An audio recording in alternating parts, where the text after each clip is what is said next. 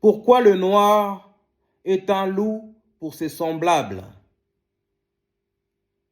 On a l'impression que les noirs aiment réussir seuls, sans aider leurs frères et sœurs.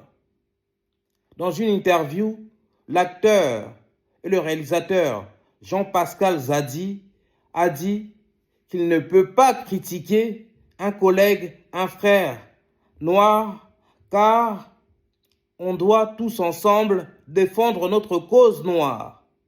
D'accord? C'est pourquoi il ne se permettrait jamais de critiquer en public l'un de ses semblables dans le métier, d'autant plus qu'on a du mal à trouver notre place, par exemple, dans le cinéma. C'est le réalisateur et l'acteur principal du film satirique, tout simplement noir. Et il a raison. Nous devrons tous être solidaires entre nous. C'est la solidarité qui va permettre à notre communauté noire de se développer, de réussir et de s'accomplir en Occident et notamment en France. Par exemple, dans l'Hexagone, dans le monde du travail, personnellement, je n'ai jamais été pistonné ou recommandé par un ami noir pour travailler dans une entreprise. Je suis journaliste et depuis le début de ma carrière, j'ai pratiquement trouvé moi-même du travail. Or, j'ai des amis et des collègues noirs. Par exemple, j'ai travaillé dans des rédactions où il n'y avait qu'un seul ou deux noirs. À chaque fois, j'ai fait tant bien que mal pour aider mes amis noirs qui étaient dans la galère, qui n'avaient pas d'emploi. Et d'ailleurs, j'ai pistonné un ou deux amis dans des rédactions où j'ai travaillé. Mais je n'ai pas été remercié, d'une part, et d'autre part, ces amis ne m'ont jamais pistonné dans une rédaction où ils ont travaillé. Car le noir veut réussir seul. Le noir veut briller seul. D'accord? Le noir aime bien être le seul noir à briller parmi les Français caucasiens autochtones.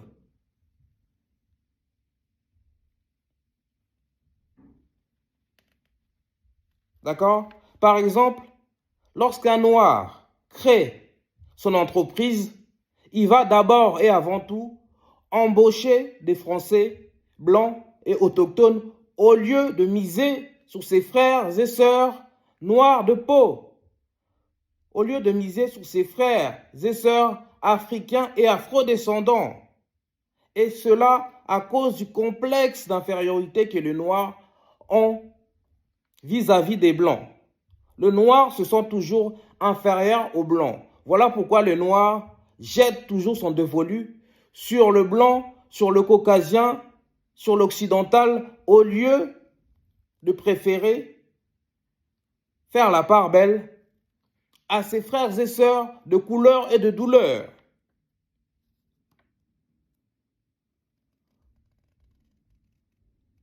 Par exemple, des juifs préfèrent travailler entre eux, que ce soit en famille ou entre amis. Les Asiatiques sont pareils. Ils préfèrent travailler entre Asiatiques d'abord et avant tout. Mais le noir, lui, il préfère d'abord et avant tout écarter les noirs et courir après les occidentaux afin de réussir et de s'insérer socialement et professionnellement.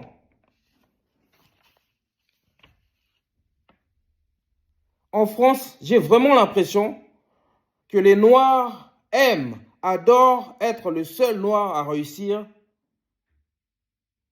dans un milieu rempli de Caucasiens, de Blancs et des Occidentaux. Même sur le plan amical, d'accord, ou sentimentale, personnellement, jamais un ami noir m'a présenté un ami blanc ou une conquête blanche.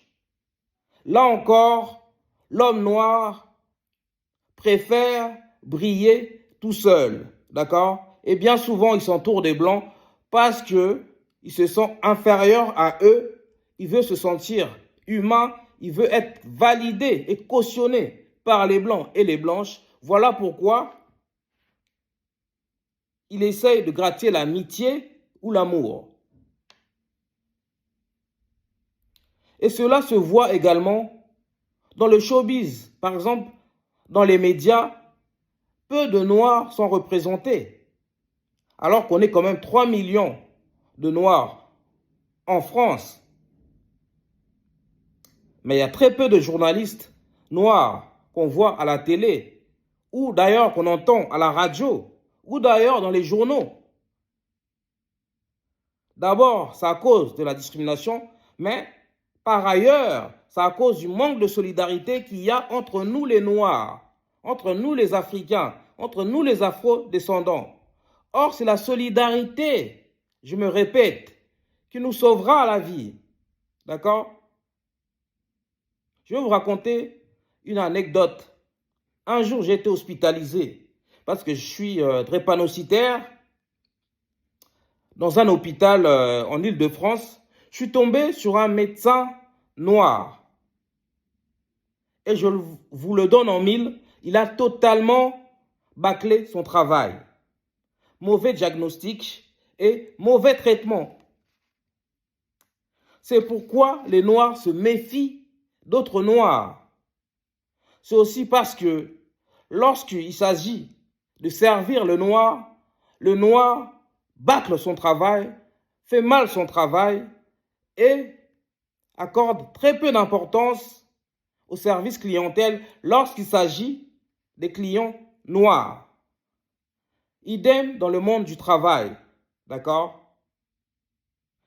À chaque fois que je suis tombé sur un recruteur noir de peau, d'accord, d'origine africaine ou afro-descendante, il m'a méprisé d'une part et il ne m'a pas embauché. Et il y a même un rédacteur en chef, que je ne citerai pas le nom, qui me reprochait, après m'avoir embauché, de vouloir voler sa place. Vous vous rendez compte de la méfiance qu'il y a entre nous, les Noirs? Pour rappel, cette méfiance-là, d'accord, qu'il y a entre les Noirs date de l'esclavage. Et oui, encore une fois, l'esclavage a des conséquences sur notre communauté jusqu'à aujourd'hui. Car une minorité de traîtres ont vendu leurs frères et sœurs. Mais ils étaient très minoritaires, d'accord? Mais depuis, les Noirs n'ont plus confiance à leurs semblables. Et par conséquent, à chaque fois, les Noirs se regroupent en France, aux États-Unis ou ailleurs, c'est un échec. En tout cas, en France, en tout cas dans l'Hexagone, c'est un échec. Parce qu'aux États-Unis encore, il y a beaucoup d'améliorations, il y a une bourgeoisie noire. D'accord? Et il y a toujours un problème de complexe, il y a toujours un problème de confiance, mais surtout, il y a toujours un problème de paiement de salaire. D'accord? Là encore, c'est dû à l'esclavage. Parce que les Noirs ont travaillé quand même pendant 400 ans, pendant l'esclavage transatlantique. Ils n'ont pas été payés. D'accord? Et leurs descendants continuent jusqu'à aujourd'hui, soit à sous-payer leurs semblables, soit à ne pas les payer du tout. Et je l'ai vécu ici, en France. Conclusion, lorsqu'un Noir réussit, ses semblables sont toujours jaloux. Au lieu de le célébrer, au lieu de l'honorer, de le féliciter, ce Noir est vilipendé et ostracisé, même dans sa propre famille. Voilà pourquoi on a du mal, nous, les Noirs, les Africains et les Afro-descendants, à réussir à percer en Occident. au-delà de tous les problèmes sociaux qui expliquent notre pauvreté et notre manque de réussite. Les warriors, soyez plus solidaires entre vous. Inspirez-vous des Juifs, d'accord? Inspirez-vous même des Arabes. Inspirez-vous des Indiens et des Asiatiques qui sont solidaires entre eux, qui commencent à développer leur communauté, qui commencent à réussir dans plusieurs domaines, d'accord? Notre communauté a beaucoup de talents. Il faut un tant soit peu d'organisation, d'entraide, d'accord, d'amour propre, afin de montrer aux yeux du monde qu'on peut être les premiers au lieu d'être les derniers. Je suis Sébastien Badibanga, l'animateur de ce média. Ici, on parle de la culture et de l'excellence noire. On parle de l'actualité africaine et de la spiritualité africaine. On parle de la drépanocytose, une maladie qui touche particulièrement des Noirs, des Africains, des Afro-descendants. Mais on parle aussi de tous les tabous et coutumes de la communauté noire. Si vous voulez m'aider afin que je développe cette chaîne, commencez d'abord par liker, commenter, partager massivement nos contenus. Puis, regardez toutes les publicités qui se déclenchent dans cette vidéo. Enfin, vous pouvez me laisser un don. Il y a le lien dans la description. Afin que j'achète le matériel adéquat et professionnel pour que je réalise des vidéos encore plus qualitatives. Merci à vous tous, les frères. Soyons plus solidaires, d'accord? En 2025, au 21e siècle, on ne peut pas s'en sortir si on n'est pas solidaire entre nous. Si on ne valorise pas notre culture, si on ne s'entraide pas afin de percer dans tous les domaines. Le talent, on en a, d'accord? Le génie, on en a, d'accord? Il faut un tant soit peu d'organisation, d'accord? On est ensemble, les warriors. Peace and love. Au TEP, on est ensemble. Ciao.